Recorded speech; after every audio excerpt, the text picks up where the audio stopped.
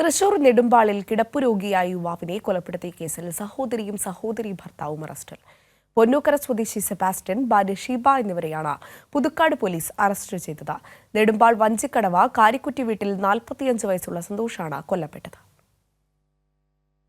ഇക്കഴിഞ്ഞ വെള്ളിയാഴ്ച രാത്രിയാണ് സന്തോഷിനെ വീടിനകത്ത് മരിച്ച നിലയിൽ കണ്ടെത്തിയത്.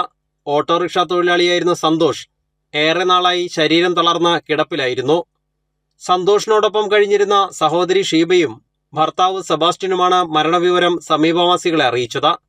മൃതദേഹം തറയിൽ കിടക്കുന്നത് കണ്ട് സംശയം തോന്നിയ നാട്ടുകാരും ഗ്രാമപഞ്ചായത്ത് അംഗവും വിവരം പോലീസിൽ അറിയിക്കാൻ ഒരുങ്ങിയപ്പോൾ ഷീബയും ഭർത്താവും അത് തടയാൻ ശ്രമിച്ചിരുന്നു. ഇതിനിടെ നാട്ടുകാർ പോലീസിൽ അറിയിച്ചതോടെ സെബാസ്റ്റ്യൻ വീട്ടിൽ സൂക്ഷിച്ചിരുന്ന ചിതലിന് തെളിക്കുന്ന മരുന്ന് കുടിക്കുകയായിരുന്നു. ആശുപത്രിയിൽ ചികിത്സയിലായ സെബാസ്റ്റ്യന് കാവലേർപ്പെടുത്തിയ പോലീസ് കൂടുതൽ ചോദ്യം ചെയ്തപ്പോഴാണ് ഷീബ കൊലപാതക വിവരം പറഞ്ഞത്.